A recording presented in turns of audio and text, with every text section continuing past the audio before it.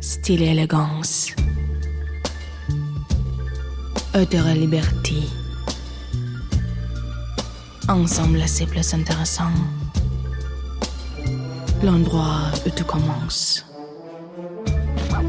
L'endroit où tout commence. Facile et abordable.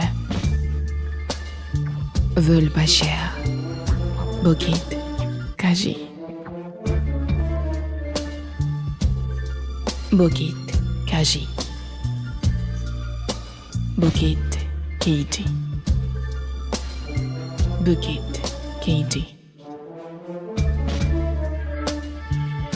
Bukit, Keiji. Bukit, Keiji. Arzan Biletter. Bukit, Keiji.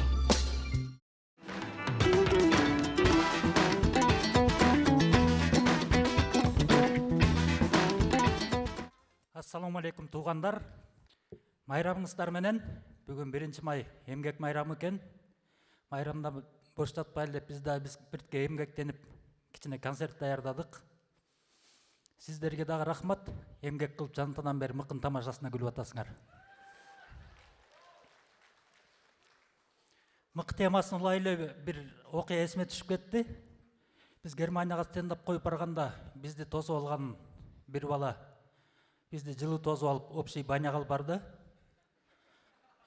Алардын общий банясы биздикинен айырмаланып, эркек аял аралаш эле түшө берет экен.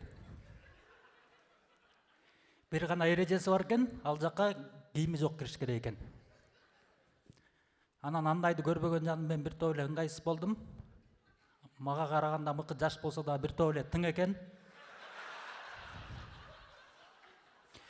Бир малда эле килейген банядан мыкын таппай калдым. Издеп жүрүп туштан кармадым. Барсам эчак бир немка кыздын далын жешип атыптыр.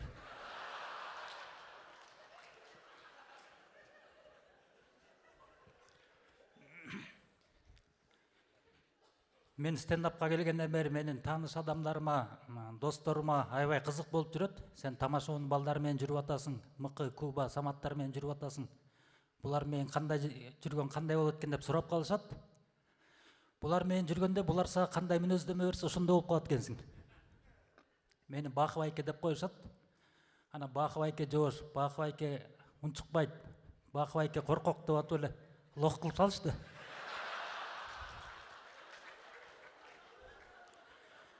Болбосо окуп жүргөндө 4-нчы атаман болчумун. Мен өзүм негизи стендаптан тышкары эле маданият кызматкеримин. Библиотекада электрик болуп иштейм. Бул гос жумуш. Бияка киргеним 1-2 жыл болуп калды. Мен гос жумушка кире электе же үй бүлөм жок, же туруктуу жумушум жок, мотивациясы жок эле жашап жүргөм. Гос жумушка келгенден кийин менде пенсияга чыгам деген мотивация пайда болду. Өзүмдүн ден соолугума кам көрүп, өзүмдү жакшы карай баштадым. Биринчи эле барып биологический возрастын текшерттим. 54-кө чыгыптырмын. Жаш көрүнөт бекем? Жаштыгымдын сырын эмнеде экенин билгиңиздер келсе мага катталып койгула Инстаграмга. Ошол жактан кененирээк айтып берем. Өткөндө эле айылга барып келдим. Стендапка чыккандан бери айылга бара эле келем. Биздики кичинекей айыл, билесиңер, айылда бир нерсе дүң болуп кетет бат эле. Айылда ушунчалык популярный болуп кетиптирмин. Мындай айыл өкмөткө койсом деле өтүп кетчү деп болуп калыптырмын. Мага бир 4-5 жыл мурун айтышчу эле, эртерээк үйлөнүп ал, жашың өткөндөн кийин кыздар жакпай калат десе ишенбей жүрчүмүн. Акыркы 1-2 жылдан бери ушул нерсеге ишене баштадым. Мага азыр келиндер жага баштады. Мындай бойдок кыздарга караганда келиндер түшүнүктүү болот экен, шартыңа карайт экен. Бир келин менен таанышып калдым эле. Аты Дамира. Жашы 34-тө, кыскартып Дама деп коем. Өзү да жанагы картада карга дамага окшош. Гайлер таанып калыптыр. Бая күнү бир гай токтотуп алып, сен стендапчы эмес белең. Настроенияны көтөрүп бир жол күлдүрүп коюп кете бер деди. 50 сом берсем кат кырбыйды, кетип калдым.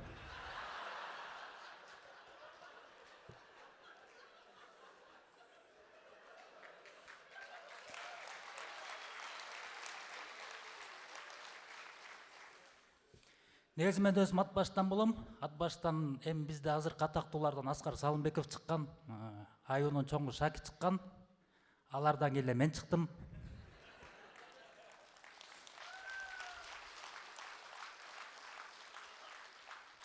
Мен алардай болбосом деле өзүмдү баймын деп эсептейм. Анткени мен аз да болсо да сиздердей болгон көрөрмандарым бар. Аман болуңуздар, чоң рахмат.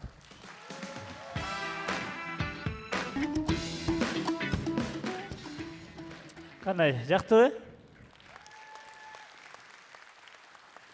Кыргыздардын бирок кээ бир сөздөрү бир башкача, измена дегенди көзүнө чөп салуу депчи.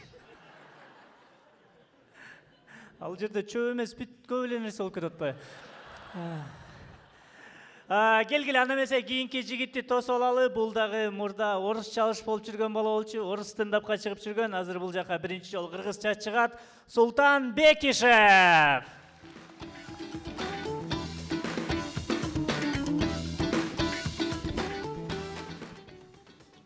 Ассалому алейкум, кыргыз элим. Менин атым Султан, мен барбер болуп иштейм.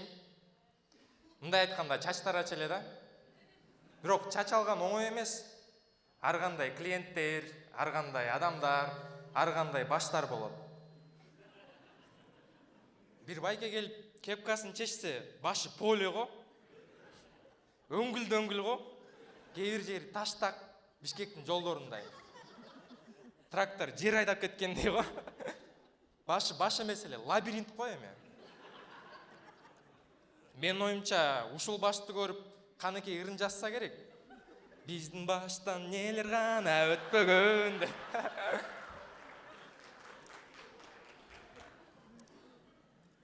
Дагы бир байкелер болот, башынын арты бүктөлүп калган. Мынтип банковский карта өткөрүп койсо боло тургандайчы. Андай баштын чачын алыш кыйын. Кечигесинде лежачий полицейский тургандай эле машинка тырылып кала берет. Байке, ылдыйлап коесузбу дейсиң го.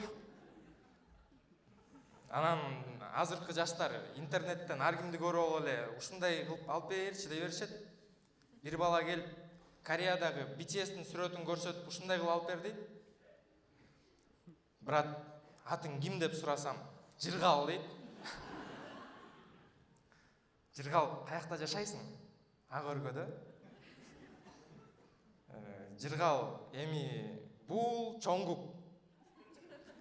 Кореянын Сеул шаарында жашайт. А сен ак өргөдө. Түшүнүп атасың да, Жыргал? Ал Сеулда, сен ак өргөдө. Кел, модельный эле кылып алып берейин. Бирок мындай карасам, чач модельный болгону менен бет модельный болбогону эле жаман экен. Бир жолу жумушка кечип келсем, постоянный клиентим башка барберге чачын алдырып отур. Жаман жиним келди. Даже девушканы таштап кеткенде андай сезимдер болгон эмес менде. Мен көрүп алып, экөө тең шокко. Ай, Султан, өзүңдү карма, Султан. Биз баарын түшүндүрүп беребиз.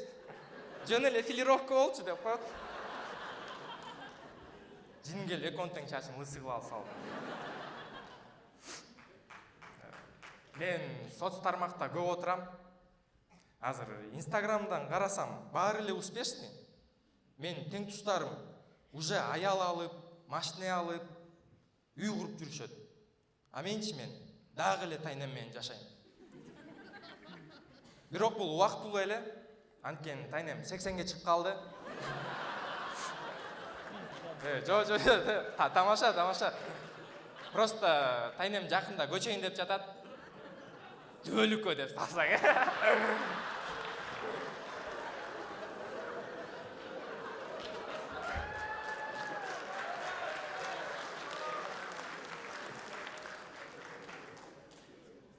О, залда тайнем отурган турбайбы?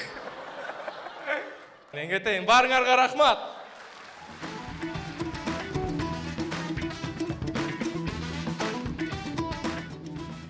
Тайенеңе салам айтып кой. Негизи жагат экен, ушундай мындай бир аз башкачараак юморлор барыңарга. Эмкиде ушу өлүм темасын, Тамаша. Келгиле, азыр биз биринчи жолу бул жерде эксперименталдуу юмор кылабыз. Бул жерге мен кийинки жигитти чакырып алайын. Бул жигит дагы сахнага биринчи жолу чыгып атат, бирок өзгөчө стендап менен музыкалык стендап болот. Тосолуңуздар, Темирлан Осмонкулов. Менин атым Темирлан, музыка мектебин бүткөм. Бирок ошондон бери апамдын досторунун астында бир жолу мактаныпмын. Эми бүгүн силердин астыңардан мактанып коеюн деп чечтим.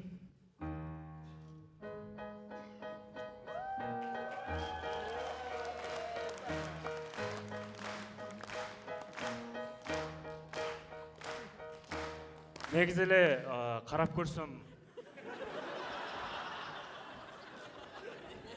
музыканы кыргыздар ойлоп таптыр деп койдум да. Анткени карагылачы 7 ата бар. Кыргызстанда 7 область бар. 7 өлчөп 1 кес деп коет. Музыкада деле 7 нота бар. Бул до, ре, ми, фа, соль, ля, си. Карап көрсөм до нотасынын толугу до конца экен. Кыргыз эли баарын до конца жеткизет экенбиз, баштаган ишти, каалаганы кылат экенбиз. Анан бир нерсе жакпай баратса эле ре нотасы болуп кеткен да. Баарыбыз билебиз, Кыргызстанда ре нотасы 3 жолу болгон, Бирок ре нотасы башталыш үчүн обязательно ми нотасынан башталат экен. Шаардын ар четинен ми нотасы чогулуп келип эле чоң ми болуп кетип, анан ре нотасын өтүп туруп, анан до нотасы болуп калыптыр да. Анан ушу 3 нотаны кошсом огыры чыгат экен.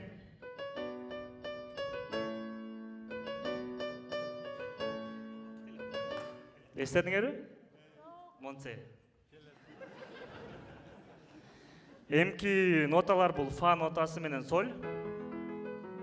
Мындай айтканда фа соль.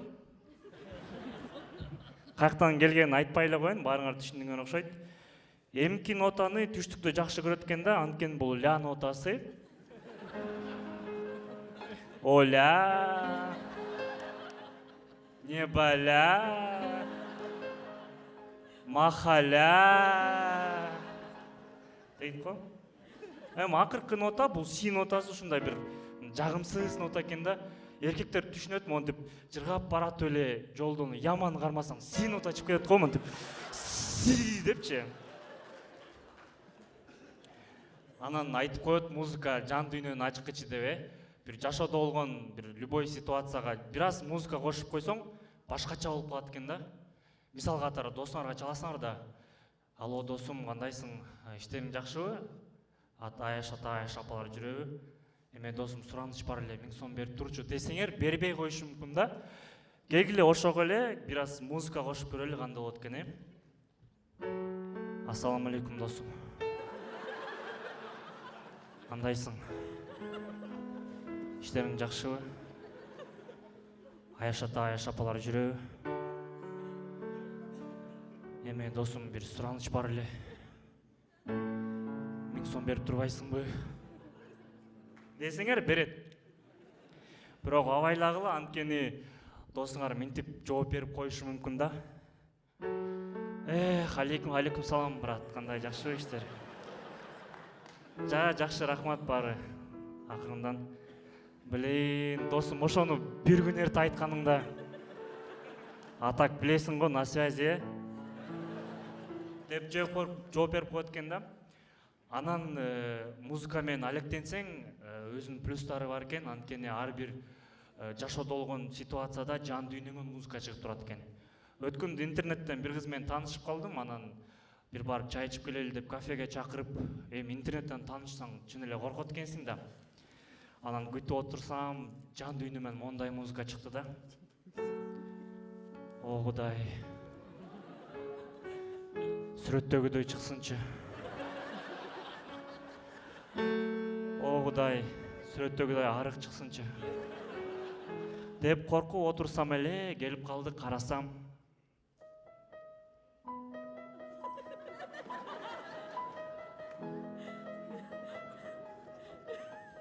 Жакшынакай эле кыз экен.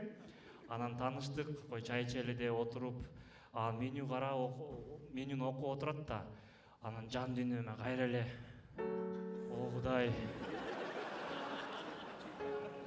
700 сомдук салат алса эмне кылам? Кофе ичип эле кетип калсак жакшы болмок деп коркуп, анан кайра ойлонуп кеттим. Эми ушунча келгенден кийин уят болуп каламбы деп эшикке чыгымыш болуп туруп досума чалып: «Ассаламу алейкум, досум. Иштериң жакшыбы?» деп акча сурай калдым. Анан кыргыз тили өнүксүн, кыргыз ырдалсын. Чоң рахмат. Темирлан Осмонкулов.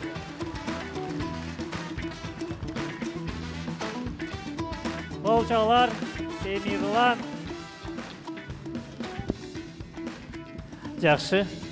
Эми силер көптөн бери сүйүп, жакшы көрүп калган стендапчы Байкемди чакырайын. Келгиле, анда эмесе тосуп алыңыздар. Алдыңарда Саламат Алиев.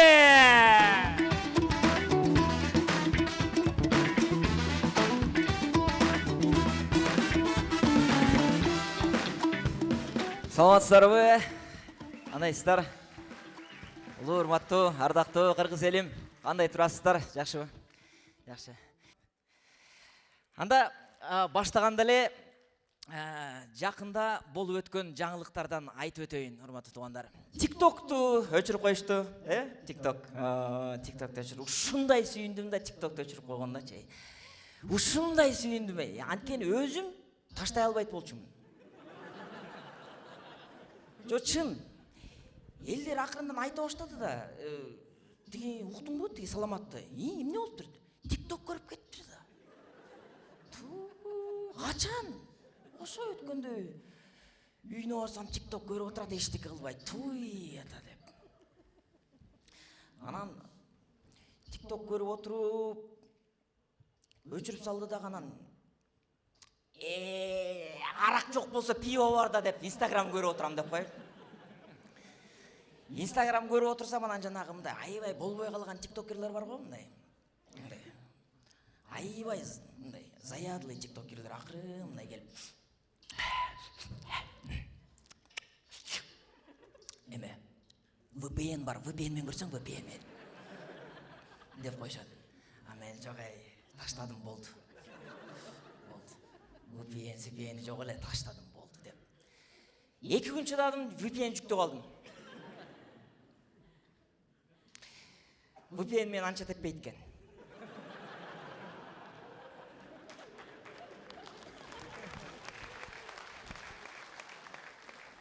Негизи TikTok деген ушундай бир балай болду да биздечи.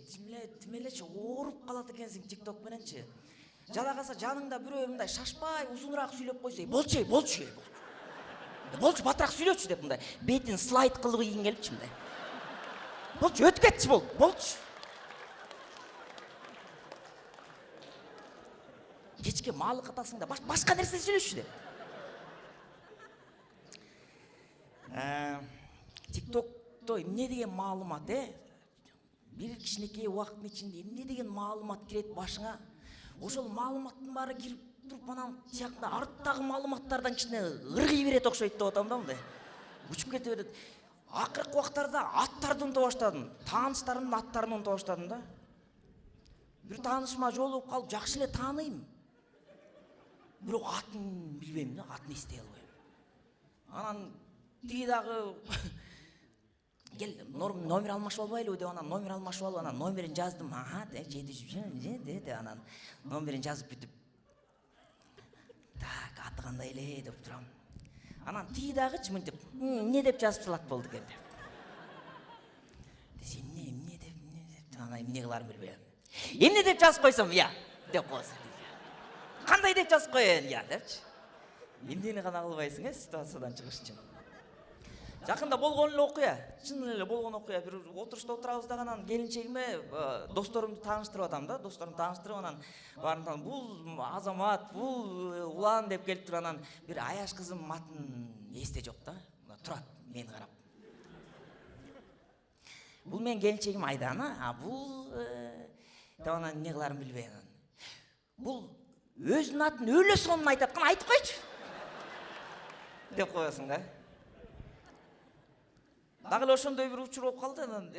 Анда бул эмкисинде эмеде да, улуу эле бир байкелер. Анан аттарын тааныштырып келди дагы мынтип тааныштырып келип эле мына унутуп койдум да атынчы. Жаңы эле айтты. Анан жаңы эле айткандан кийин кайра сурай албайт экенсиң да. Аты кандай эле деп. Аты Айбек дедиби же Мирбек дедиби деп унутуп атасың да. Анан мен ары карап турган болчу, анан мен чакырыш керек болуп калып анан эй дегенге де болбойт да. Анан Ңек деп акыркы 3 тамгасын айтып коесуң да. Эме Ңек депчи.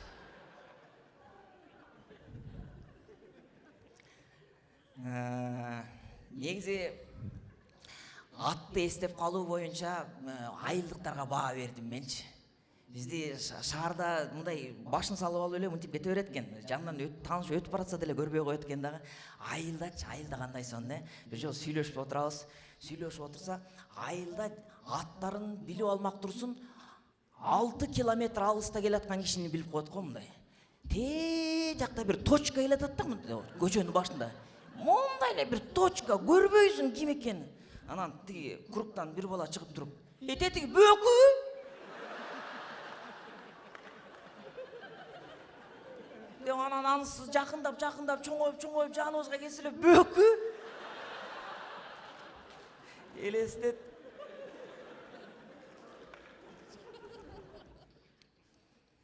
Америкада жүрүп, англисчени жакшы үйрөндүк, Кудай буйрсачы. Тим эле ушундай кыргызчадай сүйлөп калдык англисченичи.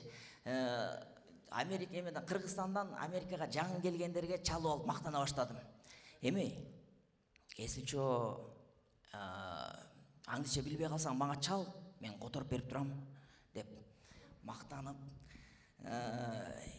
бир жерде администратор болуп иштеп, американецтерди жумушка алып, жумуштан кетирип ийип алардычы.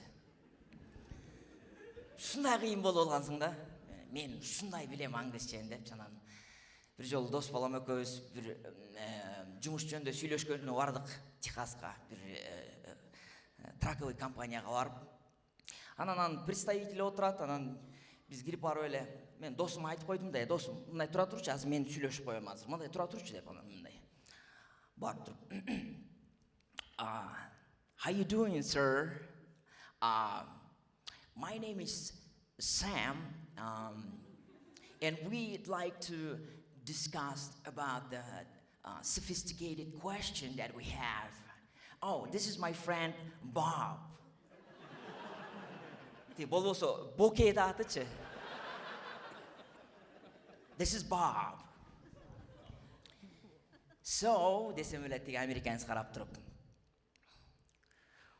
Well, here landing long been long girl. Well, I landing it or won't be long when man long golden breeding. Long day no.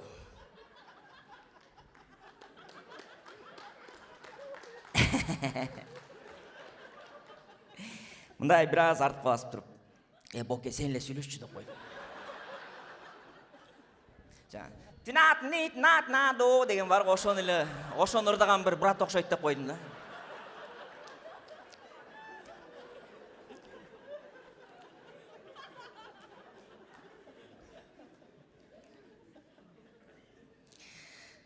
Ошол жерде жүргөндө, мына Америкада кээ бир сөздөрдү айта албайт экенсиң да. Кээ бир сөздөрдү айта албайсың. Мисалы, афроамериканецке негр деп айта албайсың. Өпкөңдү түзүп коет да. Анан бир жолу бир жакшы бир негр менен таанышып, карачы бизде кандай сон, каалаган нерсеңди айта бересиң да. Прям смачночы, негр деп.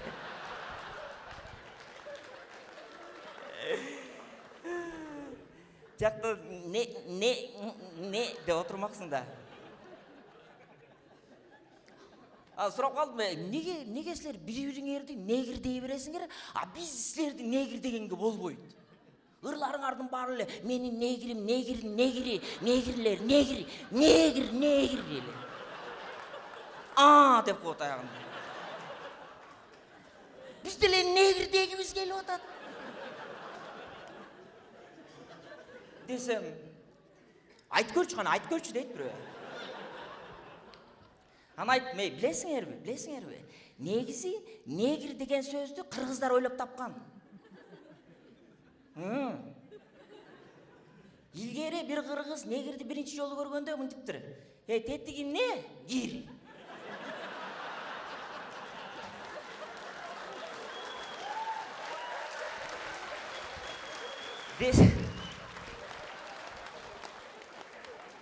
Десе, жа гир емес, ал өз ошондойды.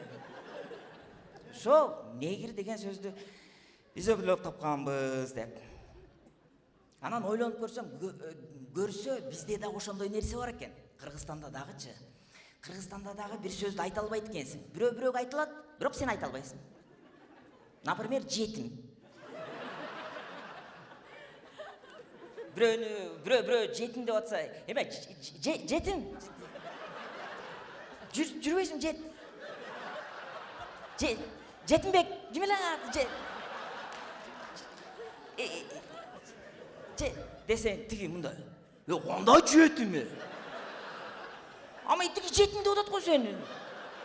Десең. Ал акам болот мен. Ал мен эркелетип жетим деп атат. А сен кандай акың бар мен жетим дейм. Шыл. Айта көрбөгүлө.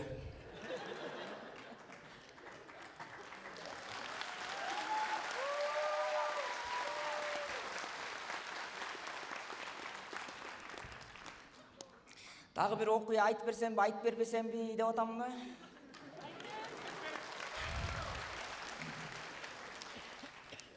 Бир жолу Чикагодан дос балдарым менен клубка бардык.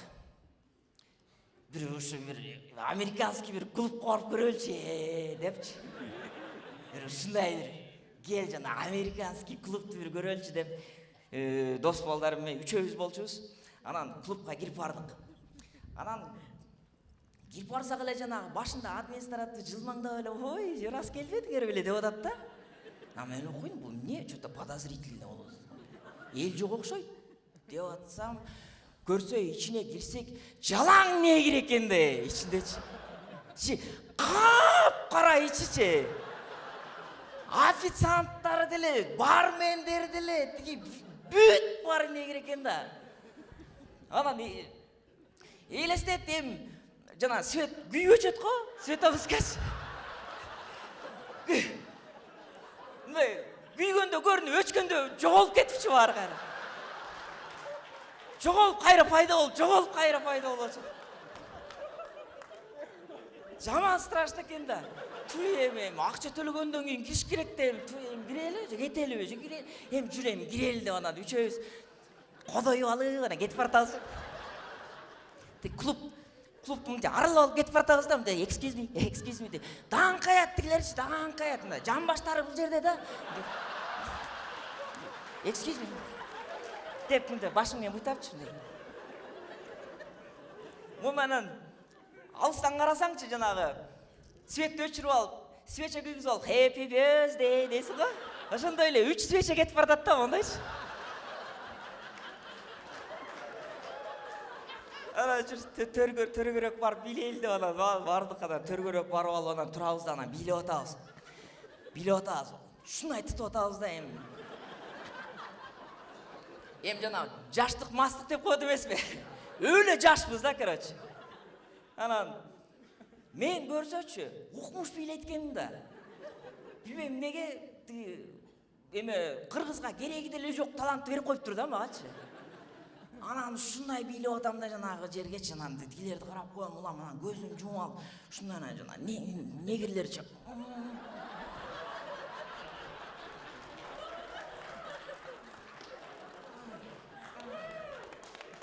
Өлө берилипсиң эле. Көзүм жумуп алгантым элечи. Бир убакта элдердин баары карай баштады. Элдер дегенде негирлердин баары карай баштады. Негирлердин баары карай баштады, бирок эмне болуп атат? Укмуш бийлейт экен, ой, могу ким деп эле мондай круг болуп калды бир убактачы. Мындай узунураак круг болуп калды да, анан бийлеп атсак, анан тиги төрдө VIP столиктен анан бир кыз мени көрдү да, анан туруп келатат да. Туруп келип шашпай басып келатат магачы. Азыр мен сен менен бийлейм депчи. А мен көрүп калдым да келатканда элечи алардын ушу салты боюнча ошо бийлегенде мындай артын карап алып бийлейт экен да аларчы кыздары. А мен бул жерде бийлеп атам да өлө бийлеп атсам бир убакта тиги келди дагы артты карап туруп бир убакта баштады деген.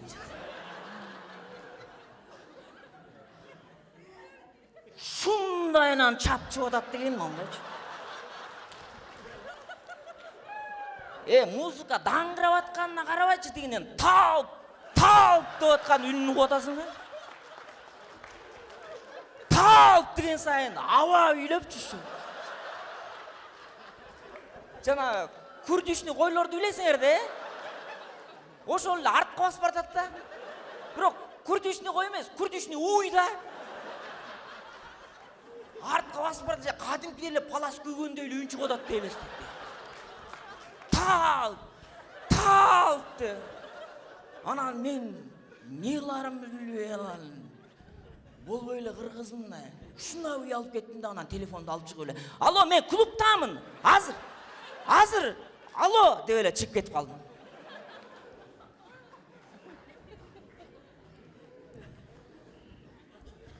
Деп ушул окуямды бүтүрүп коюуга туура келди. Анткени залда келинчегим отурат. Чоң рахмат, урматтуу туугандар. Чоң рахмат.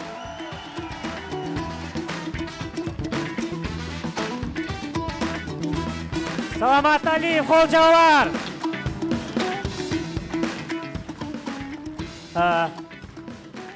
Менимче бүгүнкү кече сиздерге жакты. Кыргыз стендапка келип колдоп атканыңыздарга чоң ыраазычылык. Буюрса ушуну менен күзгө чейин коштошобуз. Буюрса күзүндө жолугабыз. Чоң рахмат.